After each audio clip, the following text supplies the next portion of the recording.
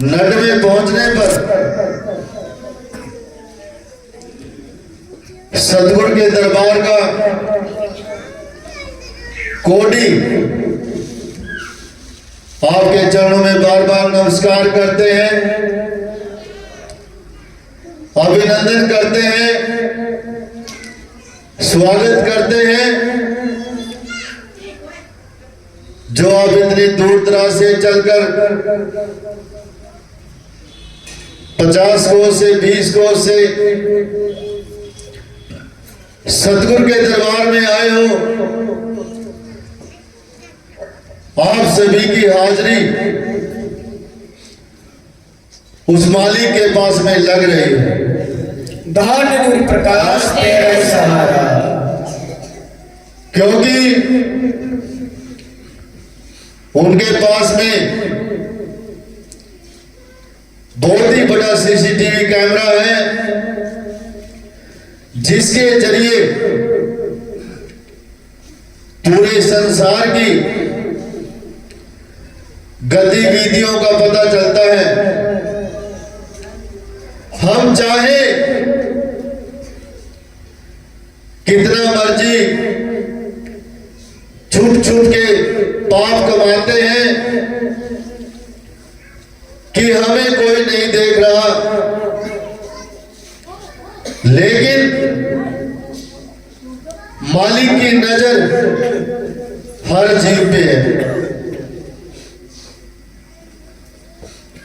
हर जीव पे रहती है। उसे फिक्र रहती है कि मेरा जीव किसी भी प्रकार से दुखी ना हो। उसे चिंता है हर जीव की, क्योंकि हम उन्हीं की संतान हैं, उन्हीं के बच्चे हैं। तो राखी तो मालिक करेगा ही।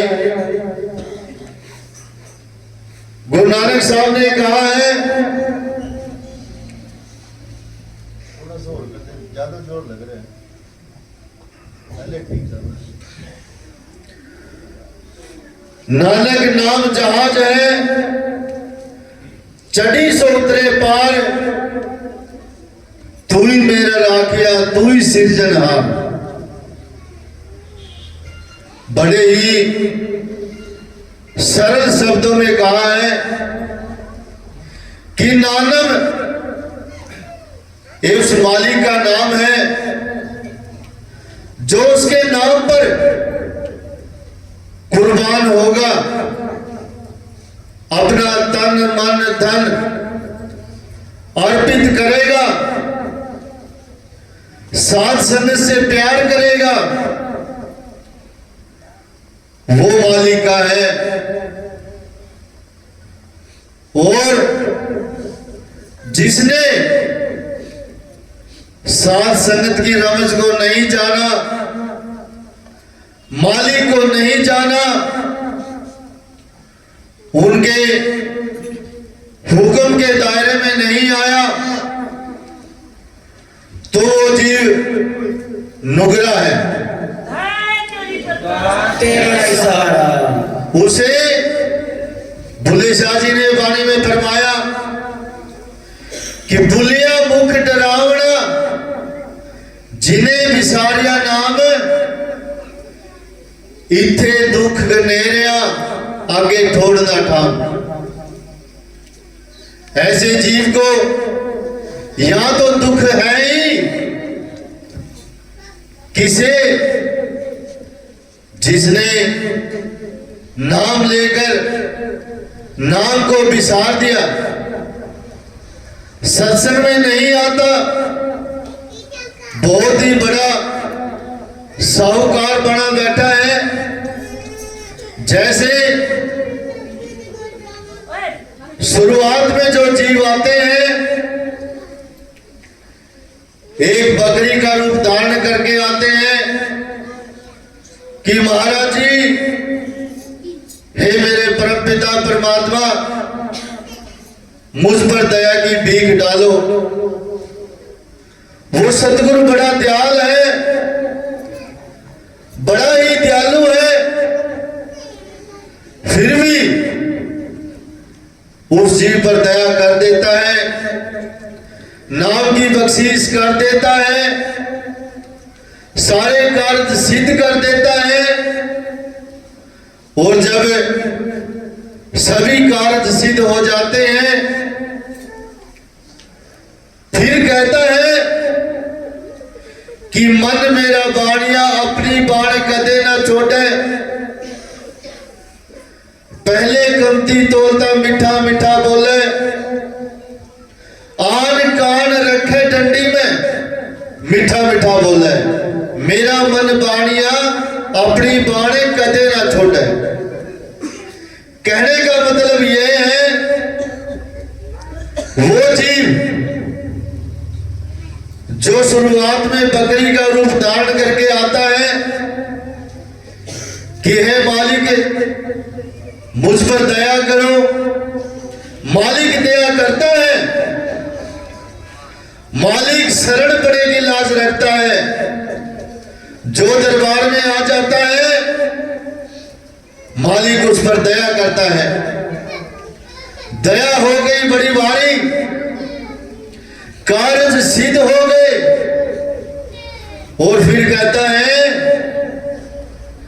कि अब मेरी बारी है, मेरे काम सिद्ध हो गए हैं, मुझे नाम की दीक्षा प्राप्त हो चुकी है। अब मैं सत्संग में जाऊं या ना जाऊं, वो मेरी मर्जी है। ऐसे लोग भी हैं जो नाम लेकर घर बैठ जाते हैं, उस मालिक को, परम पिता को भूल जाते हैं। परिणाम क्या होता है? जो काल शिकारी है, हम सबके ऊपर बाज जैसी निगाहें,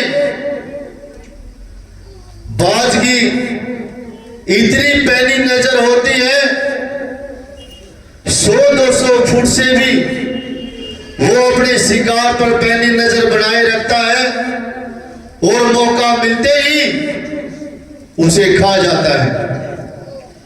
उसी प्रकार जो निरंजन काल भगवान जिसे बोलते हैं, उसने 70 युग भक्ति की है, एक पैर के तार,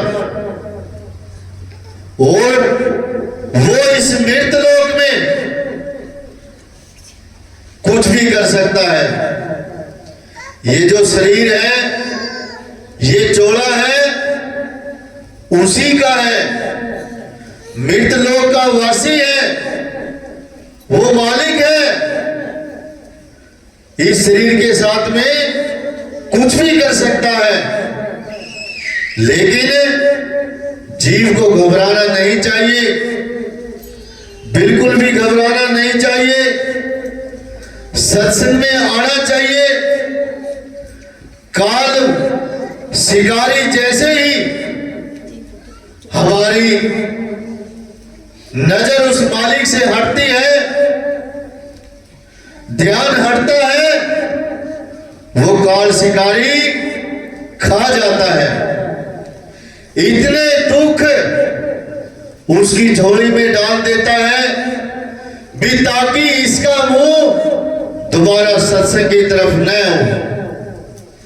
इतनी दुविधा उसकी झोली में डाल देता है। दुविधा डालने के बाद जीव डगमगा जाता है। एक बार की बात है, श्यामास्थाना जी के टाइम की बात है। एक भगत ऐसे ही संगत किसी गांव से आ रही थी सत्संग में, तो कहने लगे, भाई तू भी चल हमारे साथ में, हम सत्संग में जा रहे हैं, आपको भी सत्संग सुनने को मिलेगा, तरह तरह की वाणियां सुनने को मिलेगी, मालिक के दर्शन होंगे और बल्ले बल्ले हो जाएगी। भाई इन बच्चों को ना चुप करा लो, बल्ले बल्ले हो जाएगी, हमारे साथ चलो। कहने लगा ठीक है भाई, मैं चलता हूं आपके साथ में। तो वहां जाकर सतगुरु का दरबार लगा हुआ था, ऐसे ही पंडाल लगा हुआ था, सत्संग हो रहा था। तो उस जीव ने पूरा सत्संग सुना, आनंद आया। उसके बाद में महाराज जी ने फरमान किया, भाई जो नाम की दीक्षा लेना चाहता है पंडाल में बैठ जाए, नाम भी मिलेगा। तो वो जीव बैठ गया पंडाल में। भाई आज देखेंगे नाम कैसा है, नाम खाने का पीने का क्या चीज है वो देखेंगे। तो जीव बैठ गया। तो जैसे ही महाराज जी पंडाल में आए, नाम की दीक्षा दी, नाम लेते ही उसको आनंद हुआ। जैसे ही नाम की दीक्षा दी तो उसके घर में कलेश शुरू हो गया। एक भैंस बंधी हुई थी उनके घर में, पशु। तो भैंस ने क्या किया, दूध नहीं दिया। दूध नहीं दिया तो उस भगत की जो घरवाली थी बहुत ही परेशान हो गई और कहने लगी, पता नहीं कमला कहां चला गया, मैं इतनी परेशान हो चुकी हूं, सुबह से लापता है, आने दे, आज उसकी पिटाई करूंगी। तो जैसे ही वो जीव घर पहुंचा तो उस जनानी ने उस जीव को, उस भगत को तरह तरह की गालियां देनी शुरू कर दी। भाई तू कहां गया था, सुबह से लापता है, अभी आया है, मैं तो बहुत परेशान हो गई हूं, तेरे घरवासे से ले संभाल, तेरी चाबी, मैं तो जा रही हूं, मैं नहीं रहूंगी यहाँ पर। बहुत ही ज्यादा परेशान हो गई। तो कहने लगी, भी तो ये बता तो दे कहां गया था। कहने लगा, भक्तानी शांत हो जा, पानी पी ले, मैं तेरे को बताऊंगा मैं कहां गया था।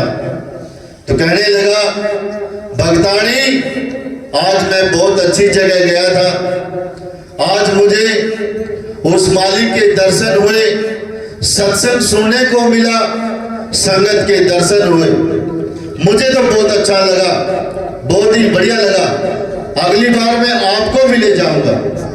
तो उसको शांति कहा थी, बहुत ही बबकारी, और कहने लगी, अच्छा तू नाम लेकर आया है, इसलिए तो मेरी भैंस ने दूध नहीं दिया, घर में कलेश कर दिया, इस नाम ने जहां से लिया है नाम वही वापस दे के आ, वरना इस घर में तू रहेगा या मैं रहूंगा। तो भक्त बहुत ही परेशान हुआ और वहीं गया संगत के पास में और कहने लगा, जो उनको लेकर गए थे, भी माफ करना भाई, मेरे घरवाली बहुत ही परेशान है, इस नाम से बहुत ज्यादा परेशानी आ गई मेरे घर में और ये नाम वापस दे के आना है।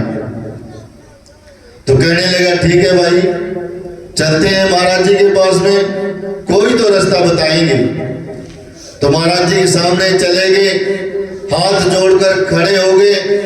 तो कहने लगे, महाराज जी ऐसे ऐसे बात है, मेरी घरवाली ने मेरा जीना आराम कर दिया, घर में घुसने नहीं देती, कहती है कि जहां से ये नाम लेकर आया है वापस दे के आ, हमें इस नाम की जरूरत नहीं है।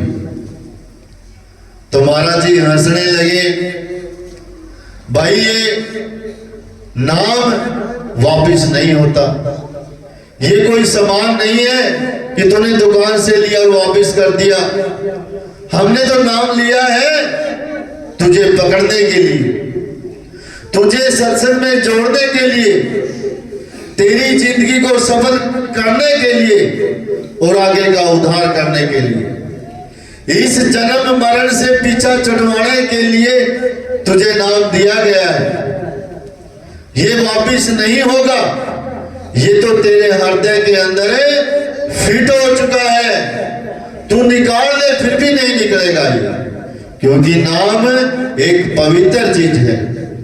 नाम में इतना नशा है, 18 बोतलों इतना नशा है। नानक साहब ने कहा है, बागत दूरा छोतरू उतर जात प्रभात, नानक नाम खुमारिया चढ़ी रहे दिन रात।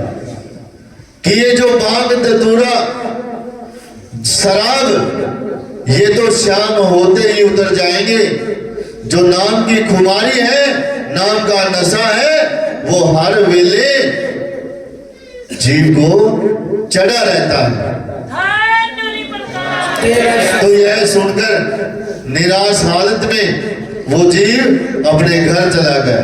ऐसे जीव भटक जाते हैं रास्ते से, लेकिन मेरी अटल फरियाद है, प्रार्थना है कि ऐसे डगमगाने की जरूरत नहीं है।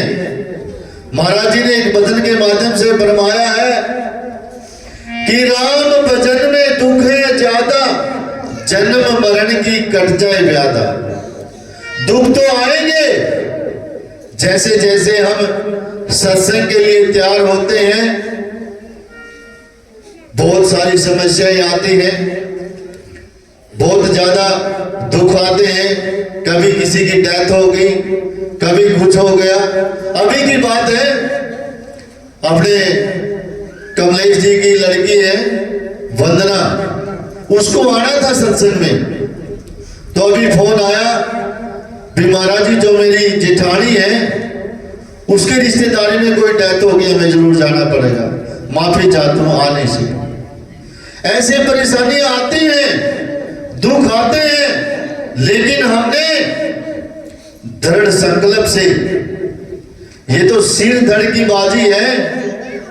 आप देख रहे हैं, हम कहीं माता मसानियों पे जाते हैं, पिछले समय केदारनाथ में, बद्रीनाथ में इतना भयंकर काल ने रूप धारण कर लिया था, वहां पे लाशें भी नहीं मिली, कोई अग्नि जलाने वाला भी नहीं, दाग लगाने वाला भी नहीं मिला। ऐसे ही मच्छियों ने उनका शरीर खा लिया। माता वैष्णो में भी आपने देखा है, पिछले दिनों काफी लोग मर गए थे, बस पलट गई थी। बहुत ही सारा हादसे होते हैं, जो काल की भक्ति करेगा काल उसे खा जाएगा, बख्शेगा नहीं। लेकिन जो जिंदे राम की पूजा करता है, उनके अटल विश्वास में रहता है, सत्संग में आता है, मैं बड़े विश्वास के साथ में कह सकता हूं, उनका कोई बाल बांका नहीं कर सकता। ये सच्चाई है। और हमने तो देखा है, महाराज जी की शरण में देखते देखते आए हैं, जो सत्संग आगम मार्ग नाम से जुड़ा हुआ है, जिसने नाम की दीक्षा ली है, अटल विश्वास है, आज वो बल्ले बल्ले है। लेकिन जो सत्संग आगम मार्ग से हटा है, चाहे कोई भी हो, आज वो दुखी है। हाल देख लो, जाकर देख लो, मन में उनका शांति नहीं है, दुखी है और दुखी ही रहेगा। तभी तो कहा है कि बोलिया मुख डरावना जिन्हें बिसारिया नाम, इथे दुख गनेरिया आगे ठोड़ना ठाम। यहां तो दुख मिलेंगे, लेकिन आगे कोई ठोर ठिकाना नहीं है, कोई संभालने वाला नहीं है। जिस प्रकार बाजार में एक रंडी होती है, उसका कोई वाली वारस नहीं होता, कोई वाली वारस नहीं होता वेश्या का। और जो पतिव्रता नारी होती है, उसको उसका पति संभालता है, समय समय पर संभालता है। तो इस प्रकार मालिक के सच्चे सिपाही बनिए। जिस प्रकार एक युद्ध में जो योद्धा होता है, वो कभी पीछे मुड़ के नहीं देखता, लगातार अपनी जीत का मातम करता रहता है और उसे सफलता मिलती है। इस प्रकार मेरी आपसे सभी से प्रार्थना है कि मालिक के चरणों में अटल विश्वास के साथ में सत्संग में आया करो और मन की मुरादें पाया करो। धन्यवाद प्रकाश।